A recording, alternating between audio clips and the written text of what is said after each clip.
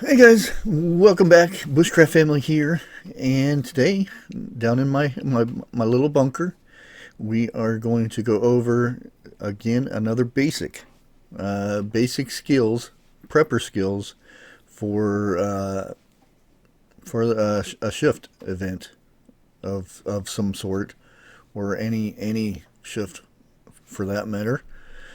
A lot of times, we really need to think outside the box type of situations and things like that. If your doors break down, or somebody in your family gets ill, or there's numerous things. And I came up with these top 10. These are basic prepper skills that you should need in case of a shift event.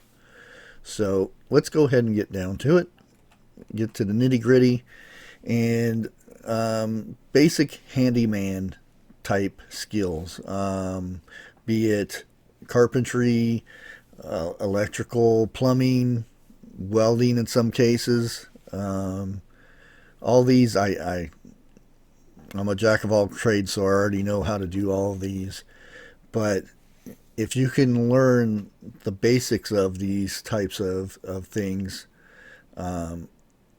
it may help or save your life in such an event. So it's very good right now. While we have internet and things, there's books out there. Start learning these things. Start practicing them. Get good using power tools or non-power tools if you can get a hold of any, like the little hand drills and things like that. It's a very important type of skill to have. The number two one, here we go.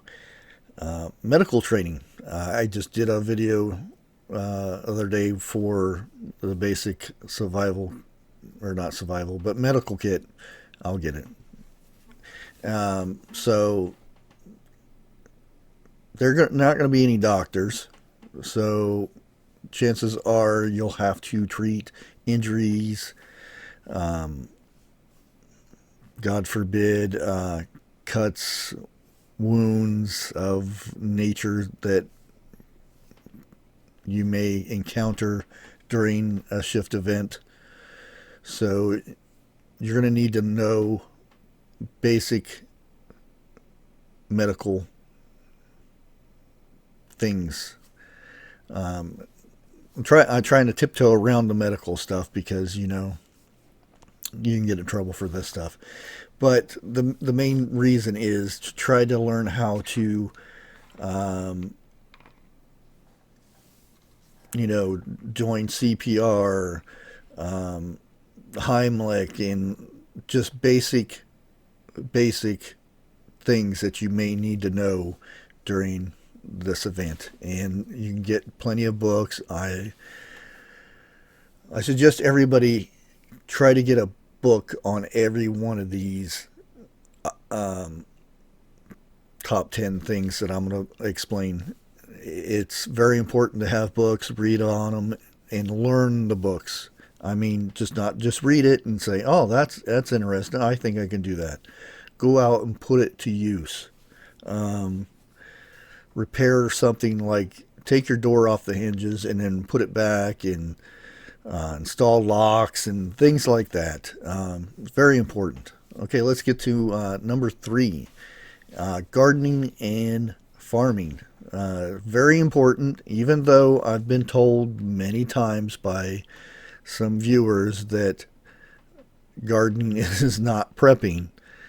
Um, I find it boggles my mind that somebody would think that having a garden is not prepping. It's you're preparing food for your family. That's part of prepping. But it's good to learn ways of growing things um, in a shift event. So there's buckets, there's raised gardens, there's gardens inside the house that you can use, grow lights, and there's numerous things, but you need to know how to do the basics. How to, if you get a infestation of a certain bug, how to get rid of that bug to where it's not going to eat your food, because that is your food for your family. So you need to know how to garden. That's as basic as it gets. And let's go to number 4, bushcrafting. Woohoo! That you very much need to know how to do a lot of bushcrafting stuff. Fire making, building shelters, hunting, trapping, things like that. Um, Now, if you're in the urban area, even urban areas, you can also trap things in a shift event or something like that, because it's going to be harder for you to go walk through the city to get to the woods to do certain things, because and it all depends on where you're at and whatnot. Now, in New York City, they do have Central Park there, and there's animals there that you could do this stuff with. But bushcrafting would be very important if, God forbid, that you had to leave your home. If you're in a city, if you're in the country, or whatever it is, if you had to leave your home, you'd have to survive out in wherever. And bushcrafting skills are very important. And like, you can get plenty of books. You can watch it on YouTube and whatnot, but learn it, practice it. Um, okay, let's go ahead and go to number 5, and this one's kind of interesting. It's leadership skills, which can be very, very important if you're the head of the family, and you want to break down. One part of your family goes and does this job, and you got to make sure they do this, and somebody does this job, because you don't want to take this all on yourself. And this goes for a mag or anything like this. It's still, you may not be the leader of this, but you still want to have these type of leadership skills. Good communication, like ways you can control, not control people, but because you're going to be in a shift environment at this time, and people will be going, there'll be chaos going on, and you want to try to control your people. Again, I didn't mean to control people, because I'll get a lot of flack for that. You want to be able to calm people down and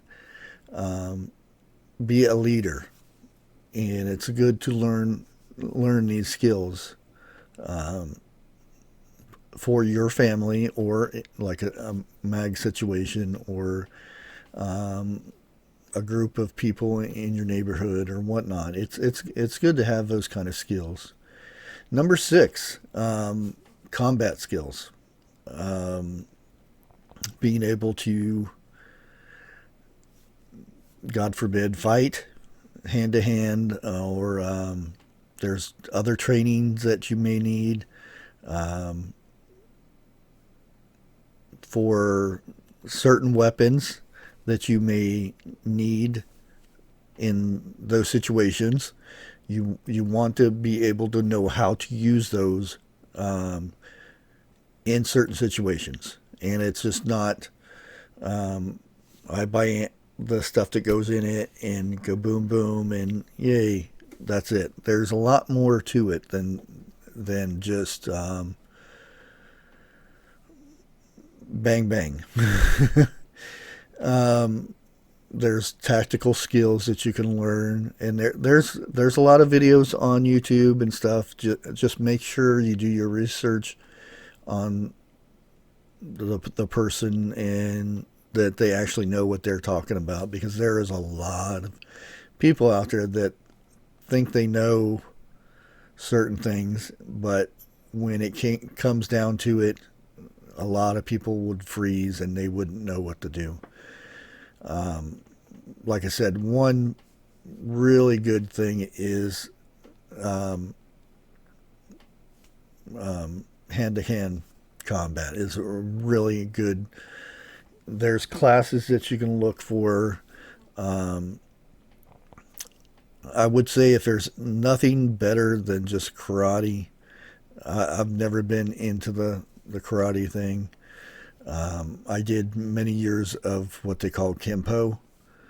It's very deadly martial arts. But I was just at the basic stages at even at 2 years. But it is something to learn, because you don't want to be in a situation to where you cannot protect yourself or your family, and it's good for your family members to learn this stuff too, and having skills with even a baseball bat, things like that. I don't want to get too much into this because I don't want to get the video taken down. I want this to go out there so people will learn this stuff. Okay, let's skip that. You can kind of get where I'm going with that. Next one, it kind of goes along with this, but number 7 is security. It's kind of separate from the combat skills, but kind of goes along with it. But being able to survey an area and making designated patrol routes and barricades, fortifications, planning on all this stuff. There's plenty of books, and I don't know if there's any courses on it. I know there's videos and whatnot, but basic security around your house, be it in the city or in your homestead or something. A lot easier your homestead. You can have ways of protecting, ways for them where they come in, the easiest points and everything. You want to make it to where you have a way to be alarmed when somebody's on your property and stuff. Again, like I said, there's plenty of content out there that will help you with this. I'm not going to say the things that you can do on your property and whatnot to secure it, but this is just a basic list, and I'm trying to jump around the subject a little bit, just like the last one. But you want your area to be secure, and there's many ways of doing this, and do your research on it. Okay. Okay. Next one is number 8 is crafts. Let's see. There's sewing, leatherworking, woodworking. If you're good enough, blacksmithing. I also got books on soaps, making candles, because if you're going to need a light source and things like that. So candles is a very good one.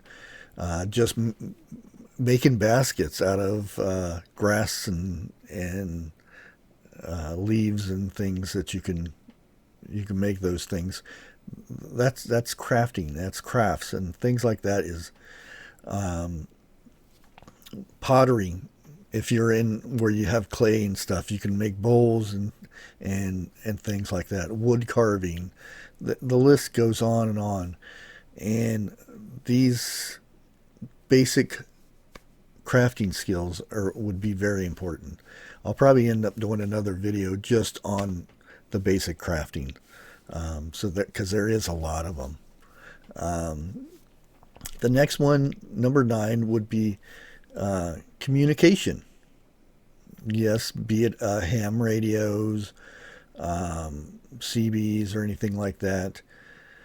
Now, this is where I fall short on. I do have walkie talkies and I do have a shortwave CB, but I would like to get into the ham radio type thing.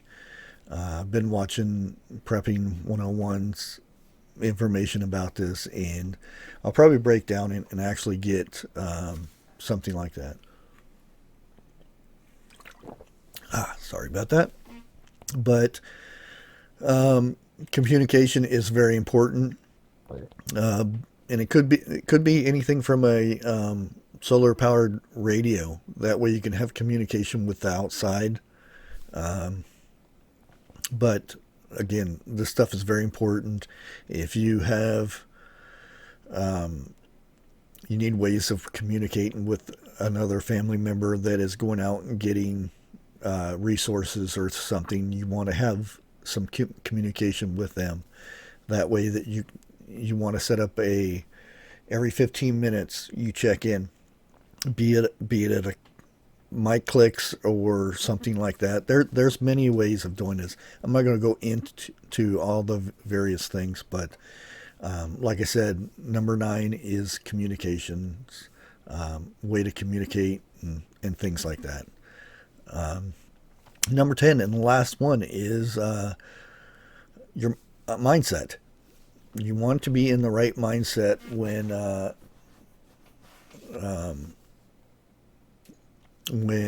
a shift event happens. You want to be in that mindset to to to survive. And like I said, it's very important.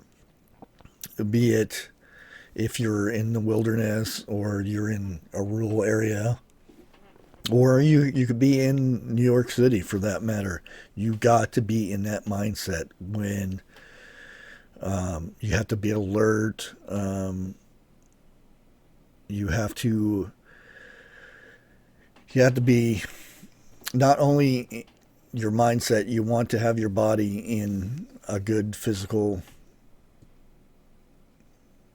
as good as physical as you can be. I know some of us are like myself. I'm disabled. I have a bum leg and whatnot, but I still want to be as physical fit as I can be, and that goes along with the mindset.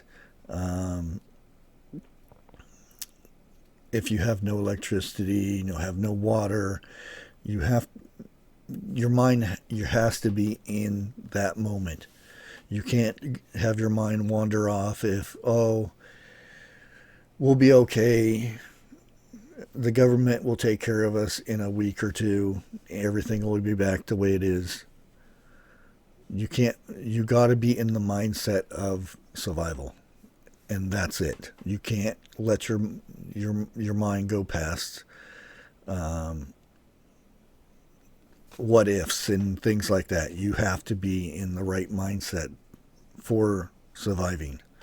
And I think it's one of the most important things. You can't go and start getting overwhelmed and start panicking and things like that. Because, like I said, if you're the head of the family, everybody's looking to you for that leadership and support and all that stuff. So you have to be in that mindset to survive. And with that, I am going to end this one. And again, like I tell you guys all the time, go and comment. There's like I said, there's probably a lot more things that I'm forgetting in here, and you guys can elaborate more on each one of these and put more input into these. Again, like I said, this is a uh, basic list. Until next time, God bless.